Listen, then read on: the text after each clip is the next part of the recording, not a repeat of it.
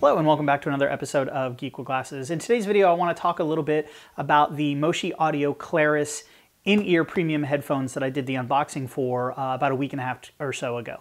I spent some time with these headphones since I did that unboxing, and the first thing I actually did with the headphones is launched the Moshi Mondi burn-in audio tool that I showed you in the unboxing video. And if you haven't seen that unboxing video, please click the links and go back and watch that video so you can see what we're talking about when I mentioned the burn-in tool. But what I did is I went ahead and I opened up the burn-in tool. The Clarus is one of the headphones that are by default listed there, has default frequency ranges to run and a default period of time to run that burn-in, and it was 2 hours for these headphones. So what I did is I went ahead and I ran that 2-hour burn-in, and then I spent the last week and a half or so getting to know these headphones, trying them on, listening to them in different phases of the day. Morning when I had some alone time, during the day when the kids were running around, and then again in the evening time when I had some alone time. I used them to do some Skype calls as well as all the different types of music that I listen to, and that ranges from pretty much anything to the new Eminem album. I did some holiday music listening. I listened to some Out of Sight. I did some rock and roll type music. A little bit faster, heavier pace, listen to some Green Day, and just a whole slew of different types of audio with these headphones. And I gotta say, ultimately, I am extremely impressed with the sound reproduction and the quality of these headphones. They have a very crisp, very clean audio reproduction, and I absolutely love the imaging that these headphones produce. Again, like I mentioned earlier, there's 2 drivers in these headphones. So in these earpieces, there are actually 2 separate drivers that are housed within the little casing here that's right here on the headphone. There's actually the 15mm driver, and again, if I botch these numbers, you can get that information in the unboxing. 15mm driver for the woofer and a 7mm driver for the tweeters, and you can tell. The audio reproduction is very, very clean and is very, very separate. You can tell that there are 2 actual speakers in this headphone when you're listening to them, especially when you crank the volume. At lower volumes, they still sound great and you get that separation, but where they really, really shine is at a little bit louder volumes. And I'm not talking ear piercing or teenage volume loud to where you're basically going to wake up everyone in the neighborhood with a pair of headphones on. But I'm talking about, drown out any other noise in the area, good volume, loud, but not ear-piercingly loud, right? They really shine at those higher volumes because of the fact that they have those 2 separate speakers or 2 separate drivers in the headphones. Now, there are a couple of cons with these headphones.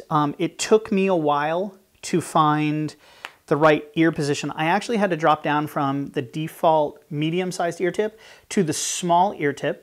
The medium size just wouldn't fit quite right in my ear, and I couldn't get a good seal. And the seal is where you get your bass.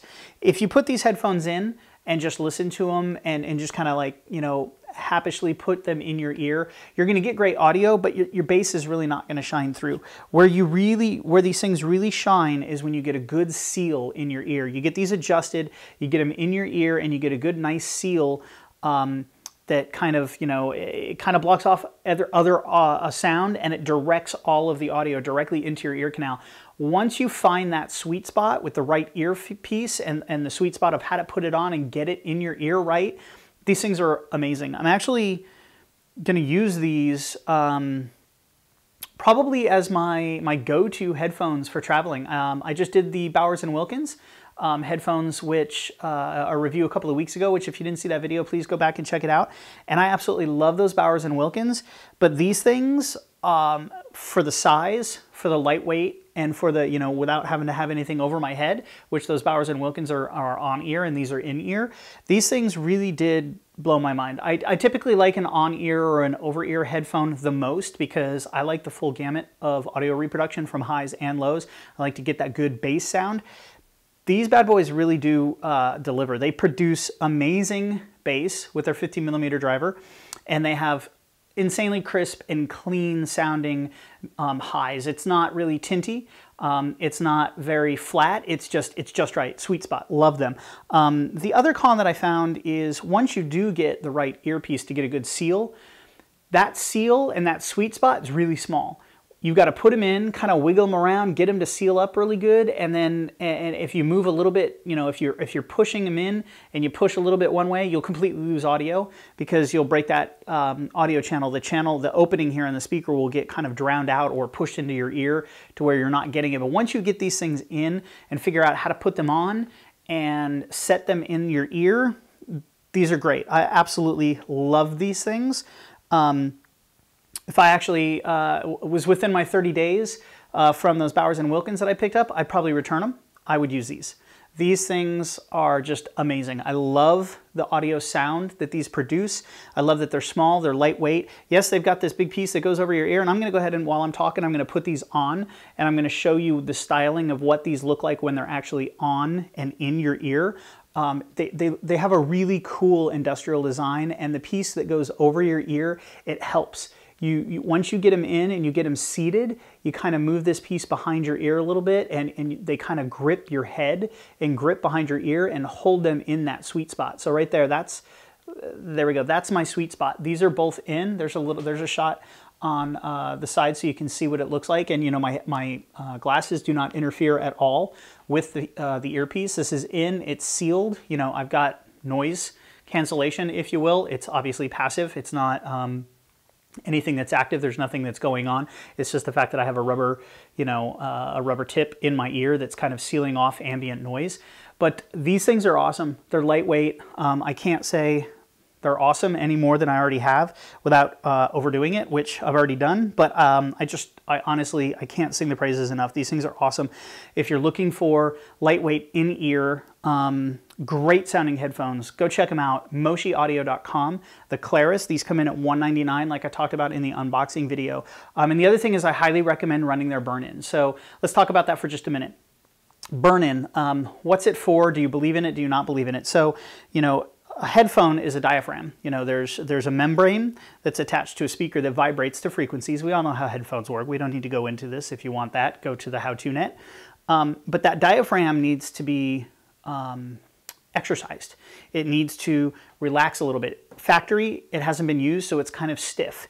So it's not fluctuating its full back and forth until you use them for a while. So what a burn-in tool does is, specifically the Moshi burn-in tool, which is optimized for the headphones that Moshi Audio produces, Moshi Audio produces, they have recommended times and they play the frequency for each headphone. So you pick the headphone if it's a Moshi Audio.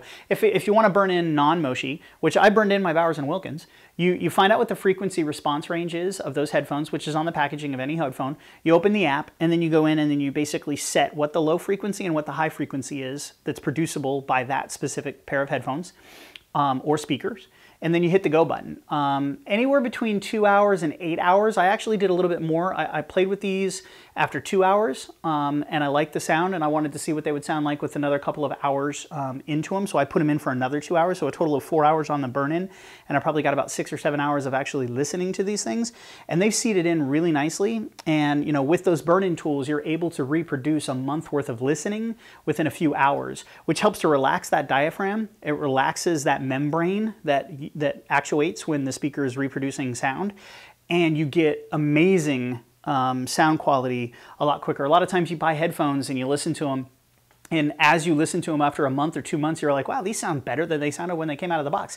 That's because that membrane and that diaphragm that's vibrating inside has loosened up, and it's able to actually move freely without any tension and produce the audio that was intended by the speakers. So, you know, let me know in the comments below. I'm very curious. Do you use any kind of a burn-in tool? Have you ever heard of burning in your audio devices before, whether they're headphones or home audio speakers? And if you do, what tools do you use? You know, there's tons of websites. If you just type in burn-in, you know, audio burn-in into Google, there's tons of websites, free websites, where you just go in, put your frequency, set a timer, and hit go. You could do this for your computer speakers. You could stream that to a home stereo system and do it that way. You can actually download apps or music tones that you could put on repeat on an iPod to do like home entertainment speakers or the speakers in your car. Anyways, let me know what you think in the comments below. Have you used burn-in tools? And if you have, what do you think? Let me know what you like. Again, thanks for watching. And for everybody out there, Merry Christmas. If you don't celebrate Christmas, Happy New Year. I'm going to be posting this New Year's Eve, so Happy New Year to everybody. And we'll see you in 2014, going strong with Geek with Glasses. Thanks again, as always. Find us on Facebook, facebook.com/geekwithglasses, Twitter, twitter.com/geekwithglasses, and Google Plus/something or another/geekwithglasses, but you can find me there too. Anyways, thanks a lot, and y'all have a great rest of your year, which is a couple hours. Thanks, bye-bye.